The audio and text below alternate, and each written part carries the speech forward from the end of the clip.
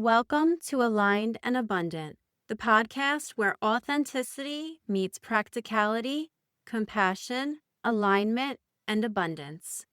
I'm your host, Christine Marcario, and I help you slow down, become more mindful, improve your mental and emotional health, and live life on your highest timeline. Together, we'll talk strategy, life lessons, and share inspiring stories of people who have overcome obstacles, grown through their pain, and risen above adversity. If you are looking for divine inspiration rooted in love and light, paired with practical tools and encouragement, you're in the right place at the right time. From one heart to another, you are an amazing and divine soul with a purpose. Take my hand and let's walk this path together. Before we dive into all things alignment and abundance, I want to share something more personal, me. This is my 11th episode, and I feel it is about time to introduce myself. The journey that brought me here wasn't a straight line. It was a spiral. One that called me home to myself again and again. Today, I'm taking you on a journey through my story, the highs, the heartbreaks, the healing, and how it all led me to this moment. If you've ever felt like your path didn't make sense while you were walking it, but somehow made perfect sense looking back, this episode is for you. I was born to my mother, who's also named Christine, when she was 18 years old. My parents told me that I was a colic baby and I would cry and cry for hours. That makes me pretty sad to think back on, that I seem to have an insatiable quest for attention at such a young age. Right from the womb, I immediately wanted love and care and attention. I have no idea, guys. I have no idea. So I was a bit challenging when I was first born because I, again, was colic, and my mom said that I would cry for like 3 hours straight and nothing could make me feel better. Thankfully, I've grown out of that. And I no longer cry for long periods of time, even though, side note, I heard that energetically it is really good to cry.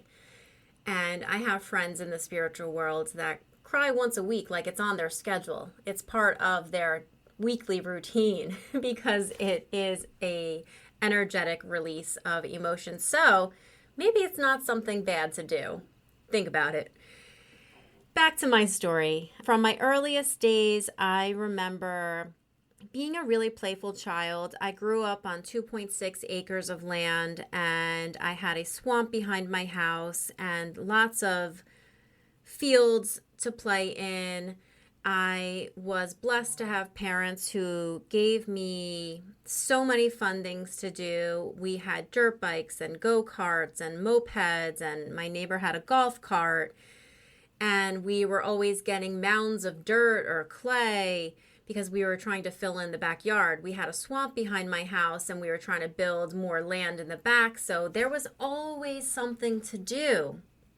And I loved being able to go out into nature and just use my imagination and create things. I had a little stream that ran alongside our property line, and there would always be this like goop in it. It was really gross, but it was cool. So I would take my mom's kitchen spoons and go and take chunks of the goop out and add it to my skunkweed salad and pretend I was a chef cooking. And all of the things that so many of our children are lacking in experience today of just being outside. So I'm truly reflective and blessed to think back to the childhood that I was given. And I feel like it really gave me a strong foundation to use my imagination because I could think up so many things. I had a very vivid imagination, and I could create Hot Wheels cars town out of sand and dirt and a shovel to make the street. And I could just play for hours and hours on end. And when you think about it, using your imagination is one of the best tools in the world because it opens your mind up to expansiveness. Of course, then I didn't know what I was doing or what the true meaning and blessing was behind just literally being a kid. But now, looking back, I can see how it is so useful to be able to use your mind and to create a future for yourself in order to create your present day. So, we're going to circle back to that in a little bit. Going to kindergarten, I loved going to school. I really enjoyed when the milk tray would come in and we would get our snack and lay down. And it was a sense of community. I remember entering through the door and then waiting for my mom to come pick me up. And school felt like a safe place. I liked it. I enjoyed it. I remember having my first crush in first grade. I remember being the duck with the feathers on his back in my little kindergarten, either kindergarten or first grade, the play. I was the duck with the feathers on his back. So all the other ducks were just plain old ducks, but I was the one with the feathers on the back. So even from when I was little, I guess I was special. And school was a lot of fun. I had a lot of friends. I was creative. I enjoyed my teachers. They have a special place in my heart to this day. I remember my teachers just making school so much fun, and I was proud when I learned things and when I could accomplish things. I remember in sixth grade we had to memorize all 50 prepositions and prepositional phrases, and like there was a prize for getting up in front of the class and saying all of them.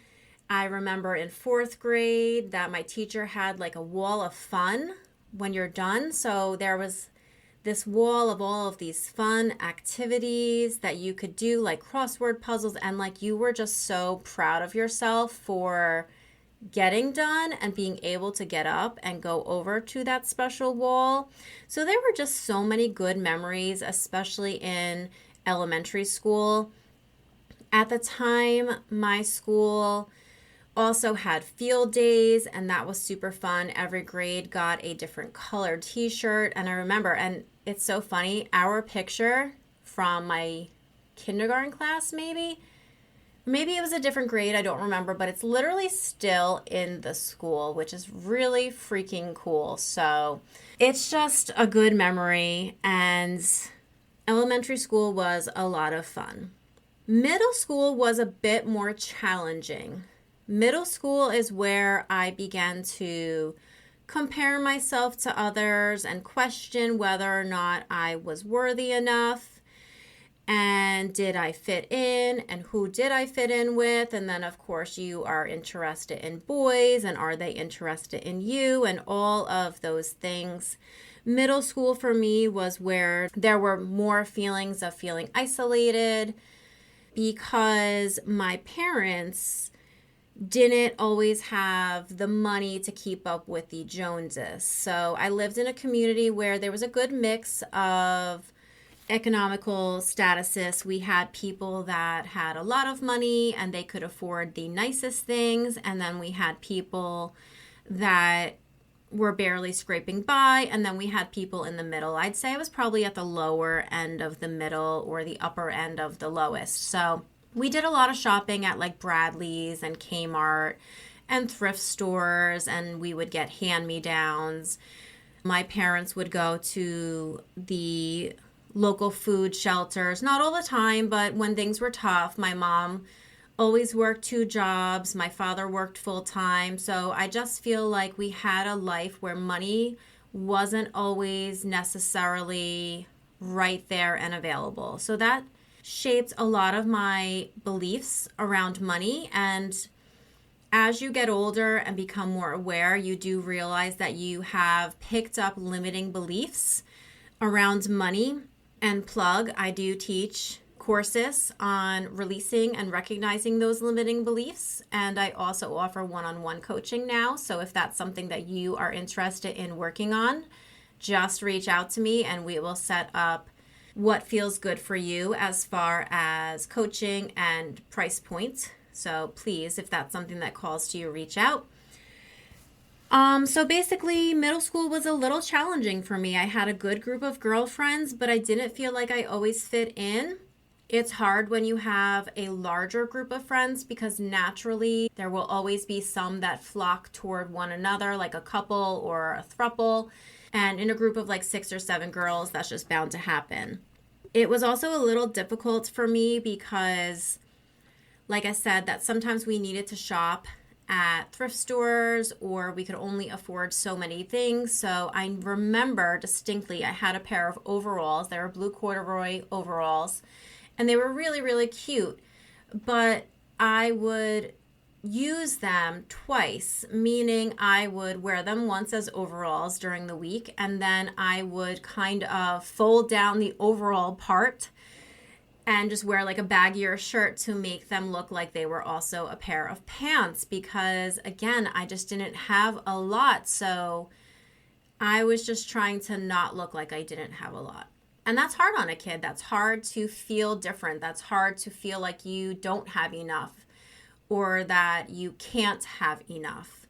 I remember going to like the movie theater with my girlfriend and like she could get whatever she wanted, popcorn, sodas, drinks, snacks, the slushies, and I would pop popcorn at home and sneak it in. And it eventually, like, it has a toll on you. Do you know what I mean? It makes you feel like, why can't I have what others have?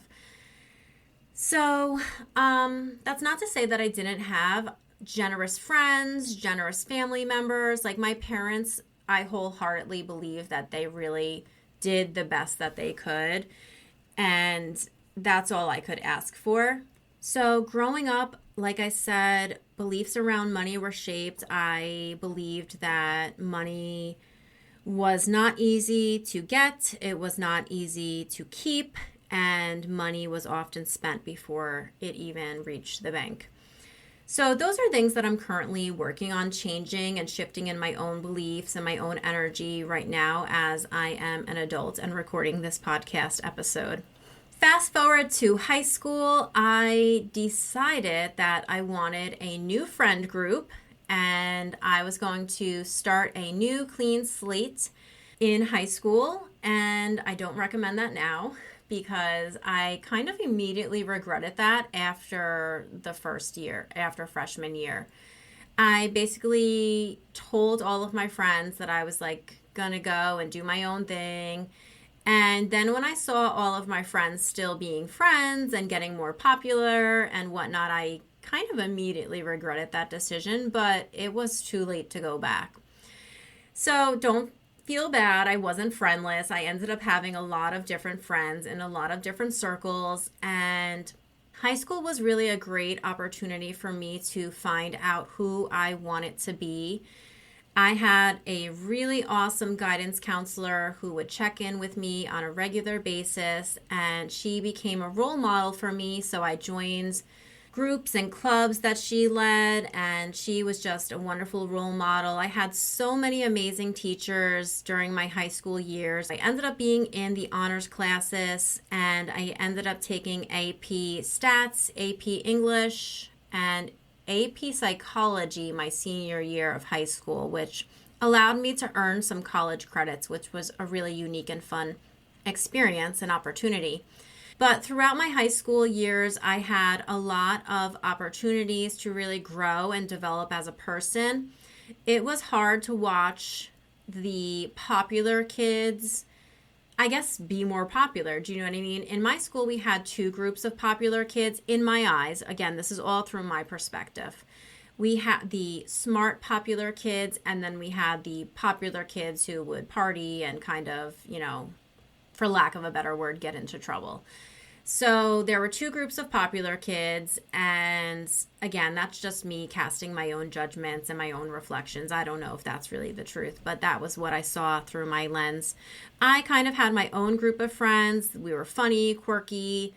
I was a Girl Scout, so I had my Girl Scout friends also. I was a Girl Scout all the way through senior year. I earned the Gold Award under my second mom, basically, who was an amazing person and still is. And I had a pretty good high school experience, and I also pushed myself under the guidance of my guidance counselor. I ended up on like 9 clubs and organizations by the time I was a senior.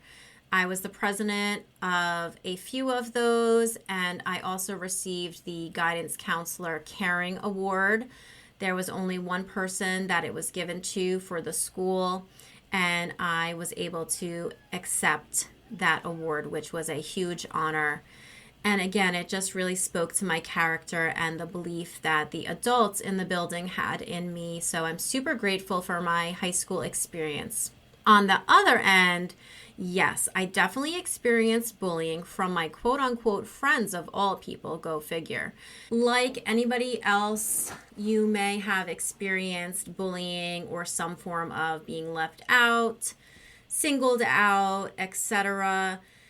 I had a group of girls that were my friend, and then they decided that they were no longer going to be my friends, so they would make fun of me.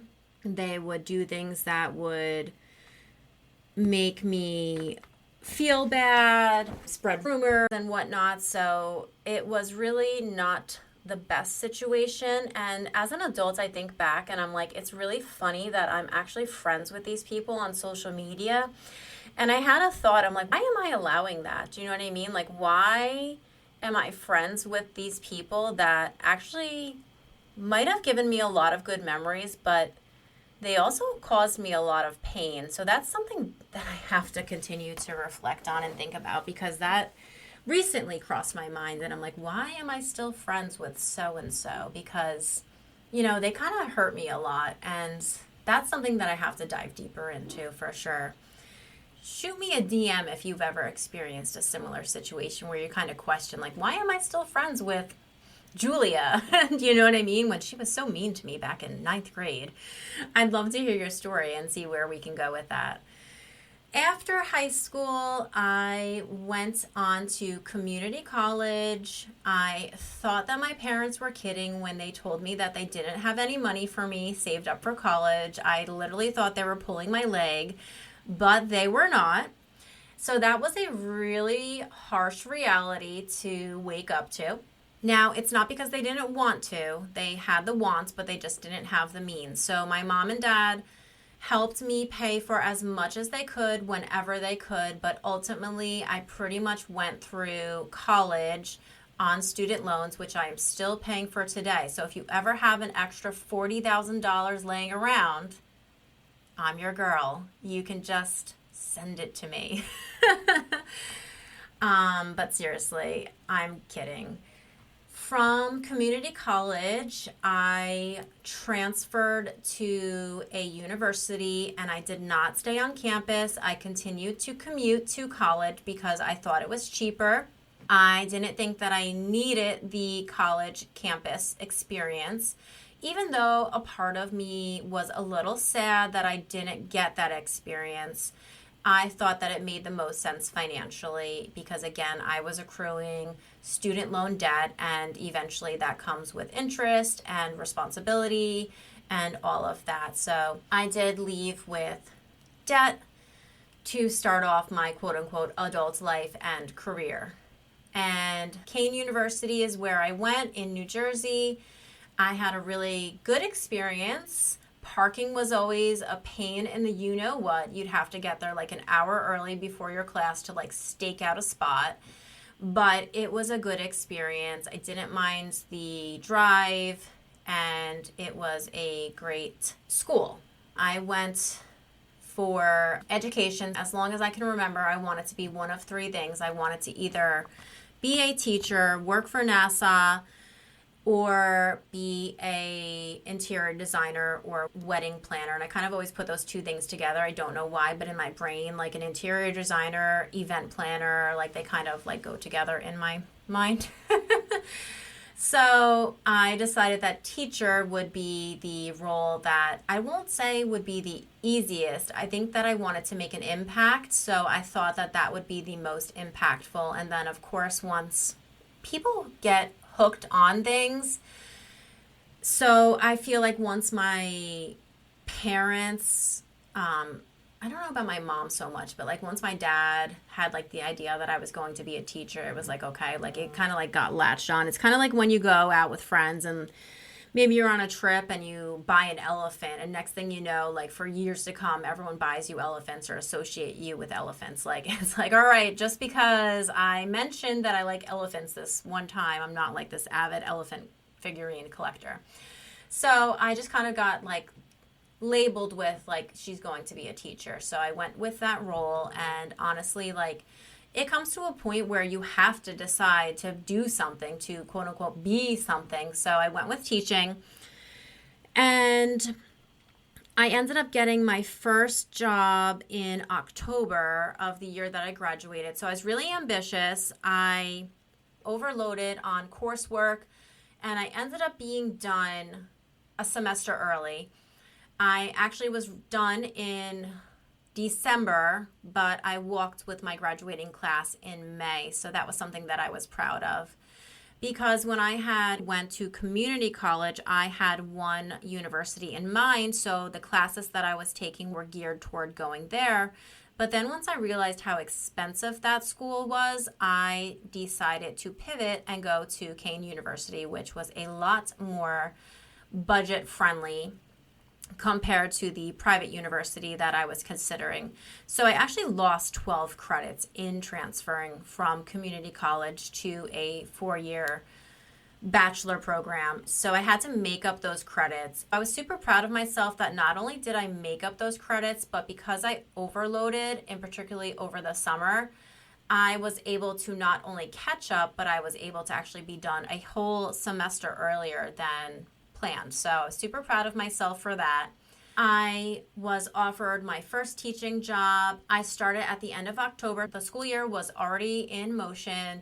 The teacher was having some medical issues, so she had to take care of herself respectfully.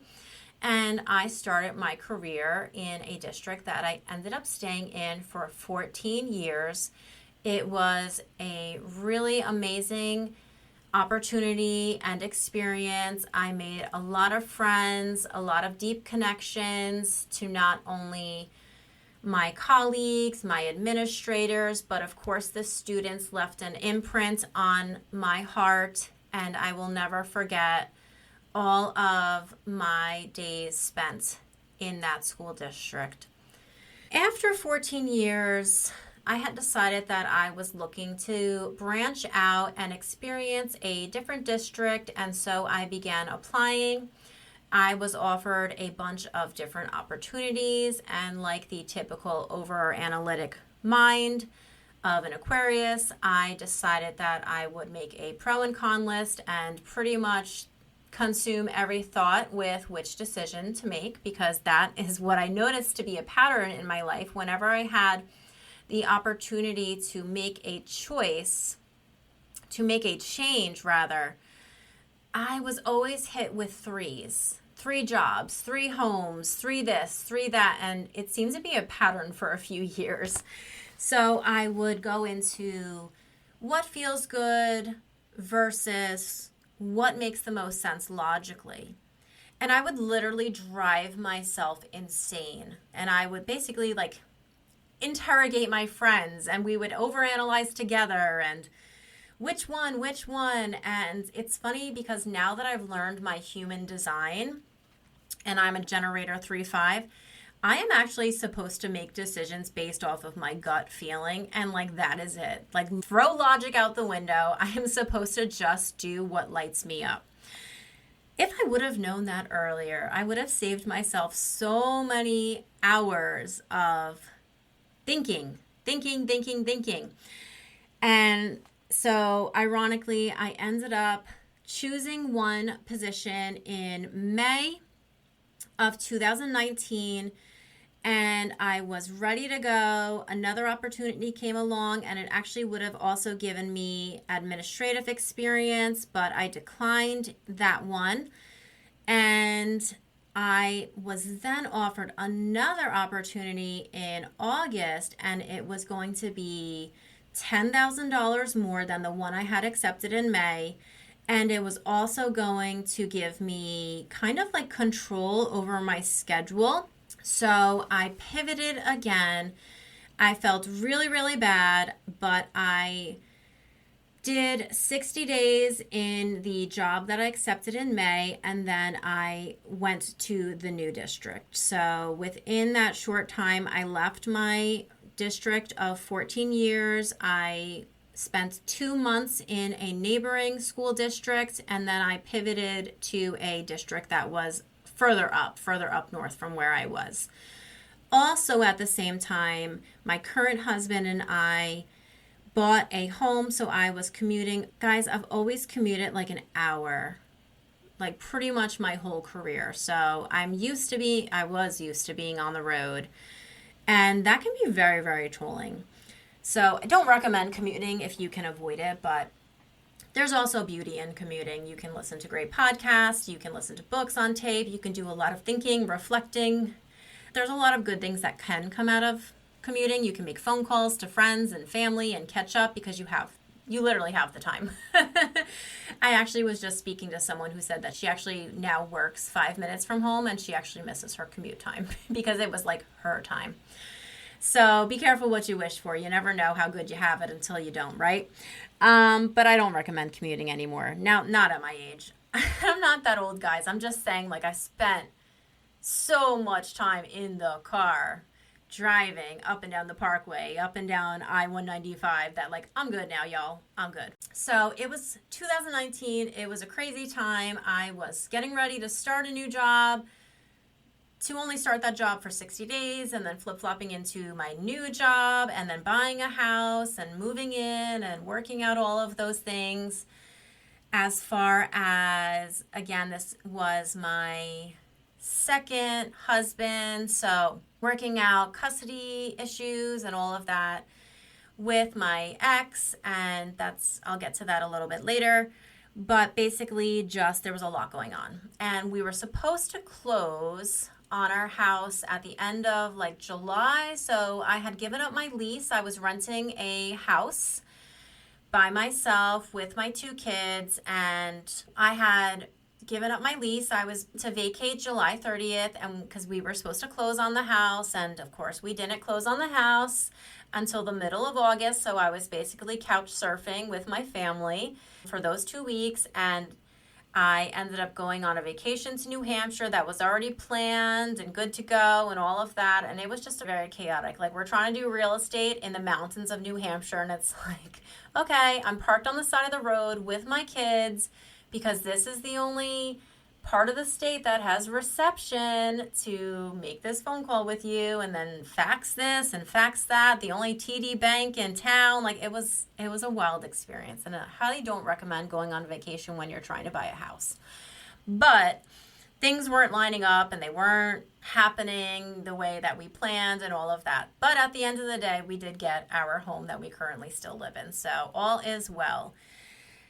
Let's go into my love life. I met my first husband at my job when I was 17 years old, and it was one of the first jobs that I had. I had originally got my first little job.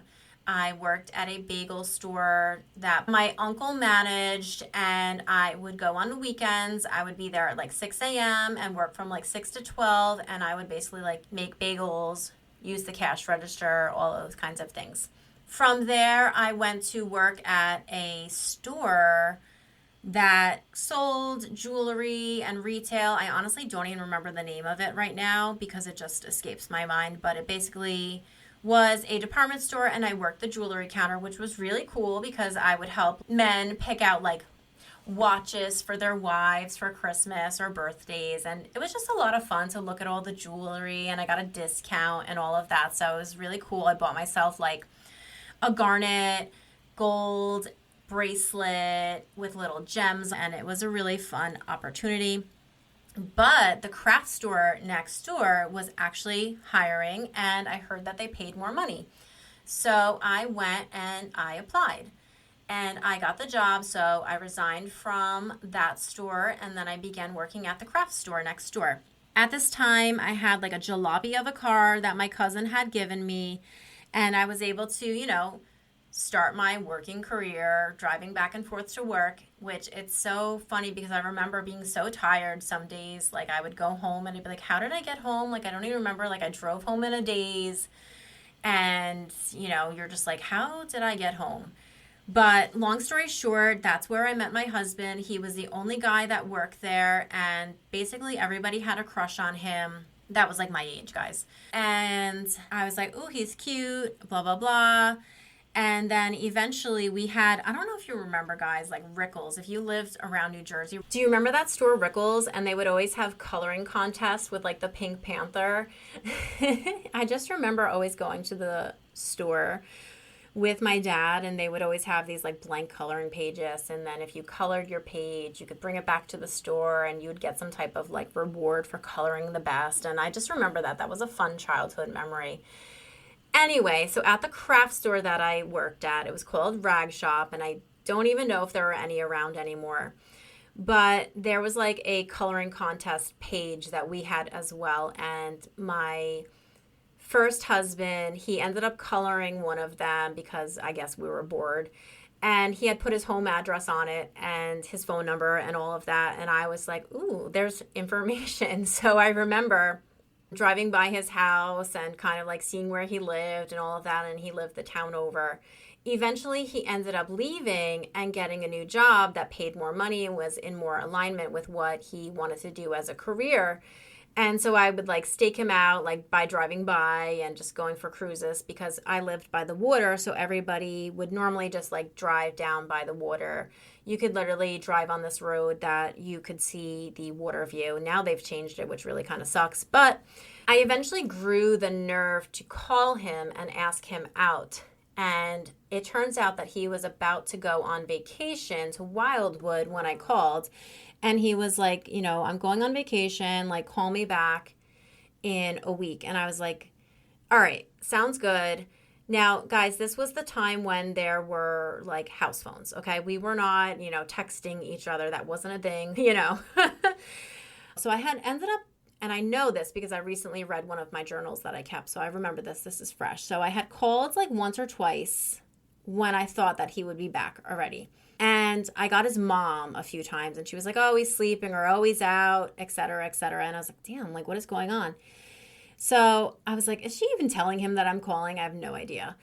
But the funny thing is he ended up calling me back, and we did end up going on a date. And I do remember that. It's funny because he was so nervous that he kept putting the window down.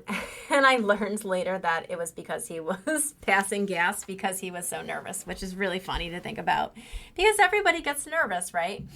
And I remember going out to like Marshall's and picking out like this ridiculously silly orange jacket that was name brand. I think it was Nautica at the time. And I was like, oh, I'm so cool, blah, blah, blah. And really, I'm like, wow, so corny.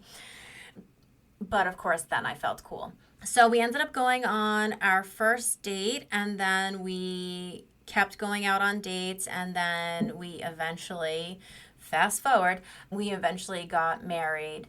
And all seemed okay. There were some questionable red flags that I had ignored. I was aware of them, and the people that I was closest with, my mom and my cousin, were aware of them. But I didn't think that, you're young, you're naive, you're thinking you can, for lack of a better word, fix people, or with your love, you can bring out the best of them, and, all of those naive Disney stories that are in your DNA, basically. And so we ended up getting engaged after dating 5 years, and then we ended up getting married after being together for 7 years. We had actually almost called off the wedding because we had gotten into a really big fight. We had been getting into fights basically throughout years. People fight, couples fight. We were young, we were figuring things out. Where are we going to live? How are we going to pay this? Figuring everything out as one does when you leave your parents' home and you start to work and rent your own home and all of that. So we ended up moving out, and we rented the top of a house. So it was a house that was split into 3 apartments, and we rented out the top floor. It was really pretty cool. It was 2 bedrooms. It was really, really nice. It had a fireplace. And then I just furnished it with things that I found at yard sales. Like we had these 2 cute country couches that totally didn't match, but they also totally did. So that interior designer in me came out. And I remember that when we went to start leaving, the homeowners, like the people that actually owned the home, were like so impressed with how our little apartment looked that they were like, oh my God, this is so cute. You did such a good job designing it. I remember that once we started packing up and they were showing it to people, they were like, what happened? I'm like, well, it can't stay decorated till the last day. Do you know what I mean? So it was a good experience. We were planning our wedding, and after that, we were going to buy a house. But there was lots of tension already because we couldn't necessarily agree on where we wanted to live, in particularly because my first husband had ended up buying a boat. So we were always like out on the water, which was a really cool experience. But basically, at this point in time, he had a very large boat. It was 25 feet, and we basically needed a large enough street and driveway because the boat would stay at our house. So that ruled out a lot of different places. We ended up wanting to buy this one house, but it fell through. And so we quickly decided that we were going to buy another house, and we eventually moved to my hometown on a pretty busy street, but it was a good location. It was right next to like a walking trail, and down the street was a boardwalk, but it was all still in the same school district that I grew up in. So it all seemed like everything was going to work out. I don't remember exactly what we got into like a big fight about, but there was a time where we were actually considering calling off the wedding just because we both felt like we weren't ready, but we had already invested a lot of money. And so we just went through with it. We just went through with it. We ended up having a really gorgeous wedding. We had a really cool honeymoon. We went to Mexico and we just had a really great time. I highly recommend not drinking too much tequila. There's a whole story there. To this day, I don't drink tequila anymore. And we started our life together. We decided that we were going to have a baby. And so we got pregnant fairly quick. We got married in 2007, and we had my first son in 2008. And we had bought our home, the big boat and all, fit into the driveway. We had good neighbors, and like I said, we had access to the trail, so it was really great putting my baby into his carriage and taking him for a walk on the trail. We had a lot of good experiences in the house. We had a big enough backyard where we were able to have family over and have barbecues, and we had a little blow-up pool, one of those popular in-text ones that you just kind of blew up the bubble and filled with water. We had a playground for my son, and we just had a lot of good memories.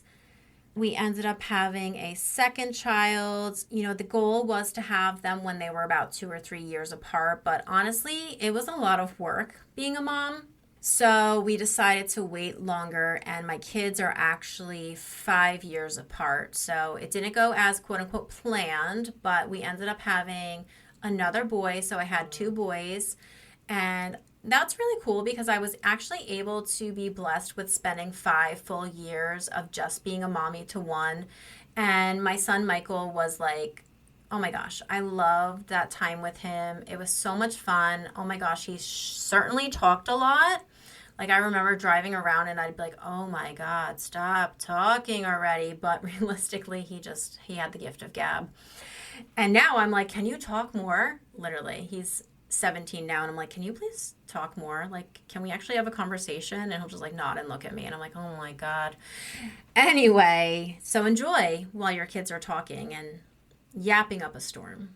So during that time, things started to get a little rocky, and we were constantly, real talk, always pretty much fighting over either how to be parents, because there's no manual on how to how to be a parent, and money. So I had the tendency to spend a lot of money, and I ended up getting us into debt. And so my husband at the time worked really hard to get us out of debt. And then I'm pretty sure that I ended up getting us into debt again. So, of course, no one wants to have to go through that again. So, again, we were just like coming to different arguments and different disagreements. And we kind of really just felt like we loved each other. But at one point, someone had said to me, like, is love enough? And I had always thought that love would be enough. Like, love would conquer anything, love would conquer all. And it took me a really long time and many years later where I reflected back and I thought, you know what? Maybe love isn't enough. There has to be more to a relationship than love. There has to be common goals. There has to be a common vision. There has to be at least an understanding of how the other person wants to parent. Okay. There has to be so many things that you kind of have to be on the same page as, or at least be willing to compromise and come to like a formal, not a formal, but like a middle grounds.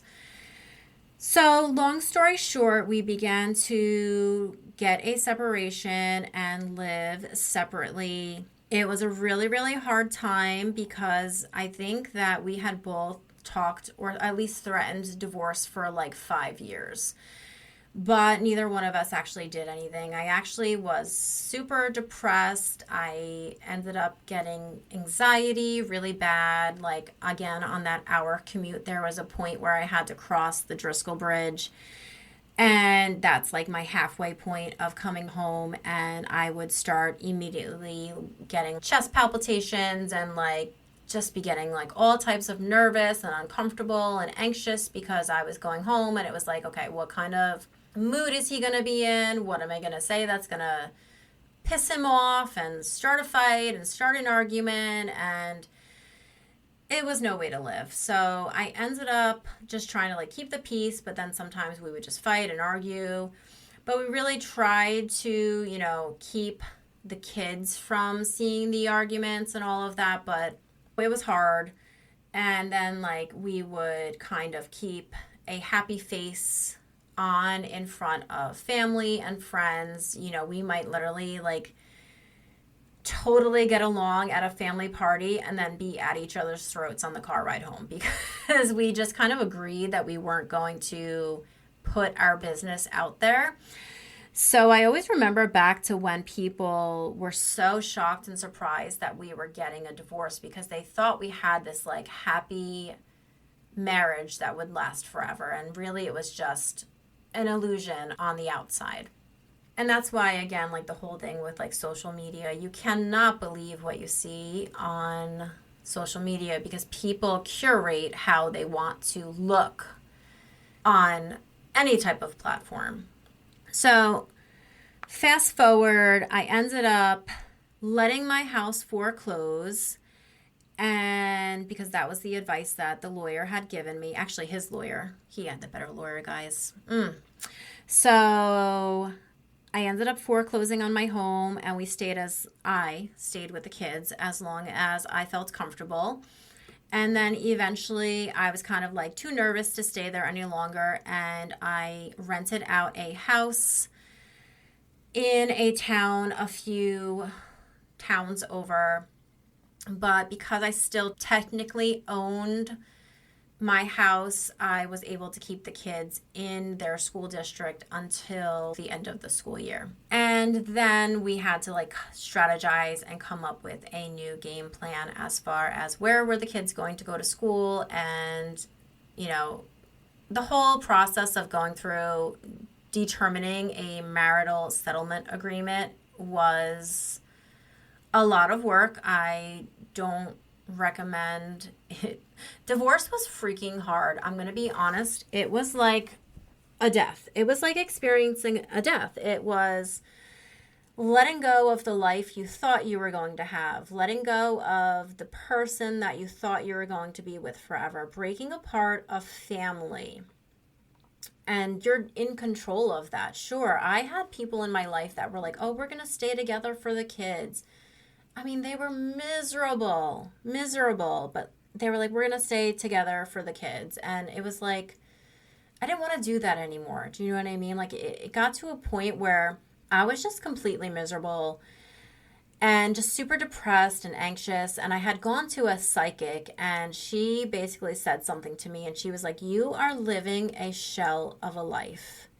Like, you're hollow inside. There's like no light, there's no energy. You're just living a shell of a life. And that was really the wake up call for me, where I was like, you know what? Like, I have to be my own hero. I have to pick myself up and I have to start a new life. Like, this cannot continue to go on because it is just not healthy. It's a toxic relationship.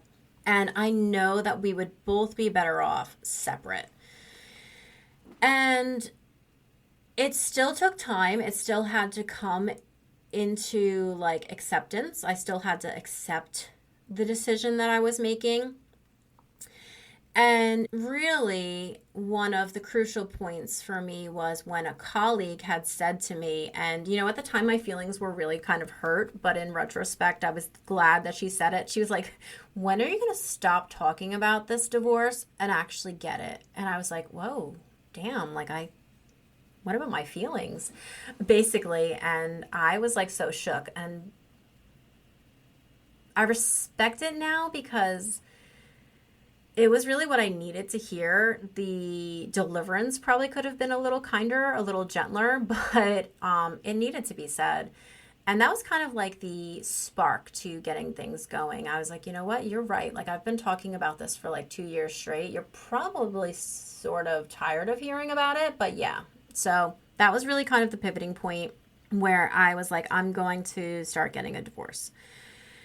And again, it was just unknown territory, so I didn't know the ins and outs and what I should do and what I shouldn't do and all of that. But long story short, we ended up getting a divorce after being separated for a year and a half. And it wasn't a good time. We got into huge arguments, like I would see red because I was so mad. And we both ended up going into therapy individually. And I think we're both better people for getting a divorce. We can actually talk now. We're amicable. I would not say that we're friends. But we also had like different opinions on, like, I had wanted to be like the couple that wins. Do you know what I mean? Like, that the four of us, his new girlfriend or wife and my new husband would go out and do things with the kids together and all of that. But like, he was not down for that. And he still isn't down for that. So we've done a few things together collectively, but it's far and few between. So it was really, really devastating for me because not only did I close that chapter of being with this person who I thought I was going to be with forever, I also lost his family because basically they don't believe in divorce. So, I was a bad person for getting a divorce, and I don't know how they feel now, but basically no one talks to me. I can't make people see things any differently or through a different lens than they see. I will always have love and appreciation for them. There were a lot of great memories, and basically as long as they continue to treat my children with care and kindness, then I'm good. But it was hard. That was probably one of the hardest things because I had been slowly letting go of the connection with my husband, but the realization that his family was pretty much going to disown me, for lack of a better word, that was hard. And that came abruptly. And so that was really challenging for me, especially because his sister was my best friend at the time. And we were soul sisters. Like, we literally have matching tattoos and everything. And that was really, really hard for me. And that took me a really long time to get over. I don't even know if I'm still over it, to be honest. But I've made more peace with it. On to the good news. Then I started eventually dating my current husband. And he ended up being the love of my life and someone who truly supports me in everything that I do. I mean, the guy is a freaking saint walking on this earth. He's just such a great person, and we are just extremely compatible. He makes me laugh. He is able to fix things that I can't figure out. He makes me feel like so loved and cared for, like on a soul level. So when people are contemplating divorce and they feel like they would be better off, I of course encourage figure it out if you can. Do you know what I mean? Like, try the couples therapy, try figuring out each other's love language and support each other. Try. You have to try. You can't just throw in the towel and walk away just because you get into a fight or etc. Like, you really do have to put in an effort to see. You have to follow your heart. And if you're in the marriage, you're in the marriage for a reason. And there is a reason why you got married. So my advice is to definitely try to figure out if you can make it work. But then if it comes down to the point where you really, really, truly can't, for like whatever reason, do you know what I mean? Like, your gut is telling you like this just cannot be anymore, then I would encourage you to go through with the divorce as amicably as possible, because at the end of the day, you have to live with whatever decisions you make and all of that. I am like so thankful now that I'm on the other side of it. Divorce was, like I said, really, really challenging, really, really hard, but I am so much happier now. Like, no matter how crappy my day might be, I go to bed thankful that my husband is lying next to me as long as he's on his side of the bed. I'm so happy that I wake up with him, and I'm just really, really thankful that he came into my life when he did. Also, super thankful. I think you heard this if you listened to a previous episode where we were talking about my husband Anthony's mom and her battle with cancer.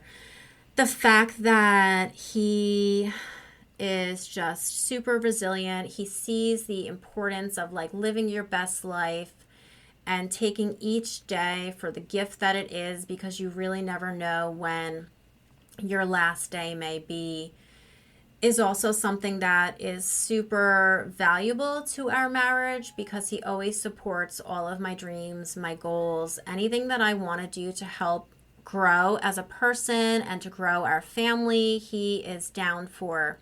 And again, in that episode, I shared that there came a point where we were at dinner and I had said to him, like, we need to really decide, like, yes, this is a lot of fun. I'm having fun getting to know you.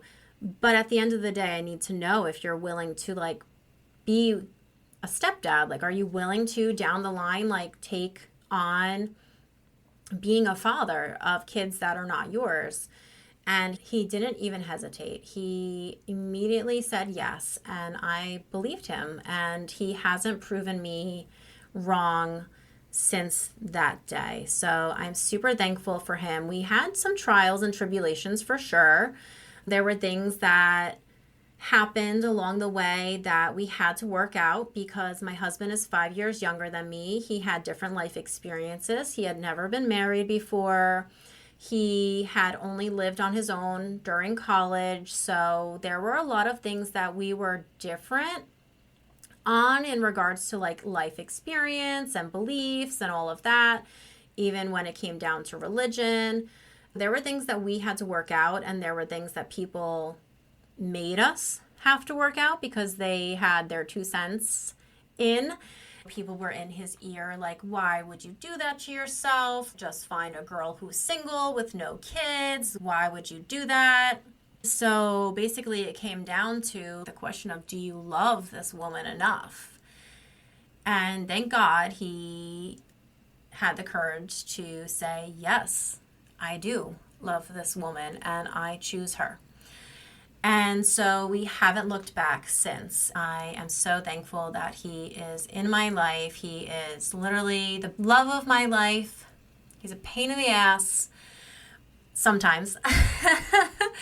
But I'm thankful for all of that, because I just wake up thankful every single day that he is by my side and he lets me truly be me. And that's where I'm currently at. I'm discovering the new version of me at 42 years old.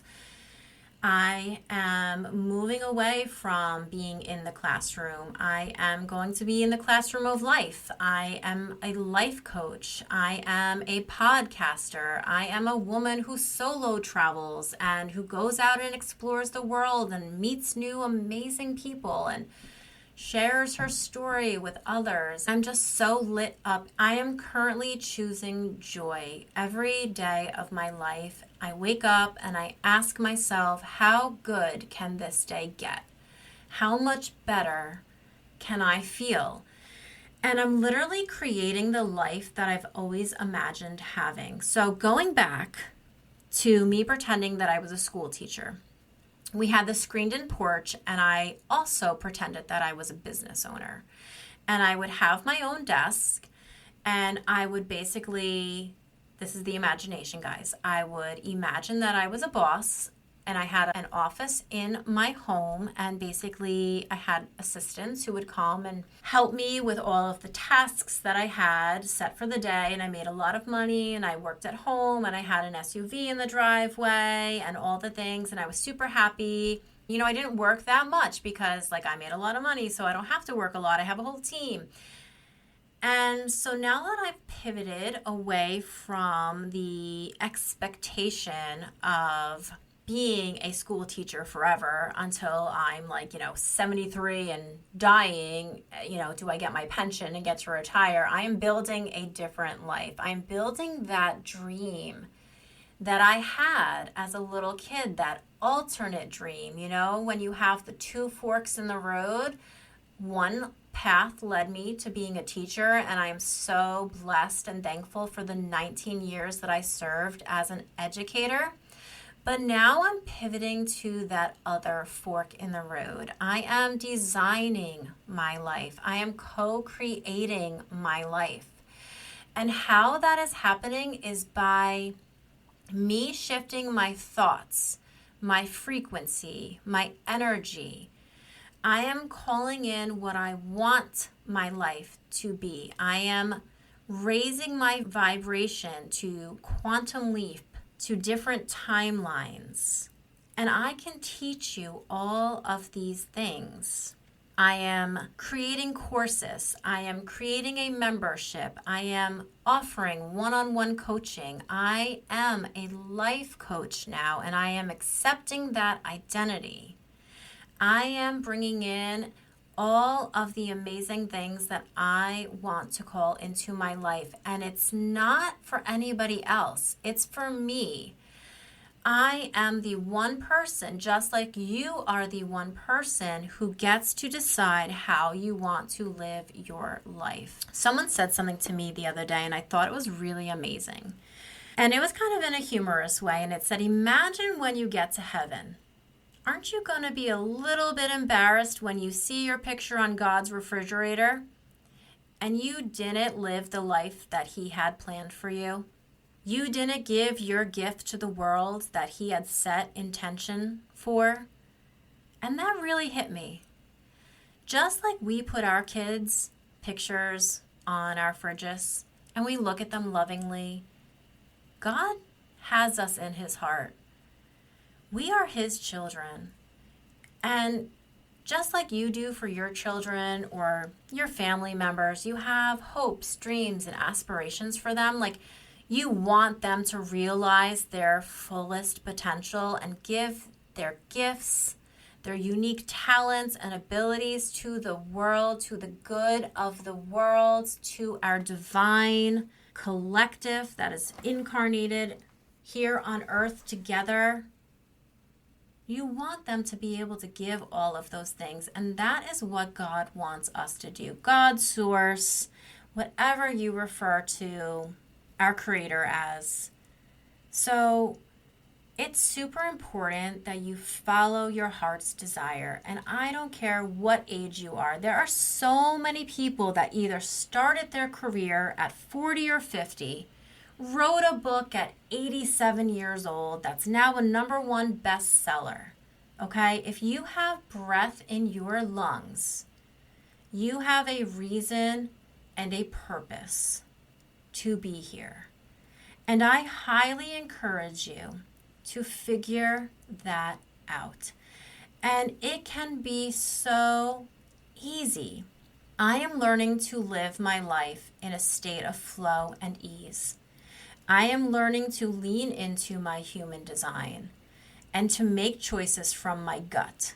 What feels good? What lights me up? What will make me happy today? Because when we are happy, the people that we surround ourselves will also be happy because they are witnessing you and your light, and it's contagious. If you see someone laughing and having a good time, that can easily change your mood. It can make you feel happy and laugh, a little chuckle. So positivity spreads positivity, and I truly believe that I am here as a light worker to raise the vibration of our collective, to heal so many things that we have done as a human race to hurt one another, and we are here to make changes. And so I invite you to be brave enough to discover what your purpose is and to start acting on it. You can do this one baby step at a time, because each day that you make progress is a successful day.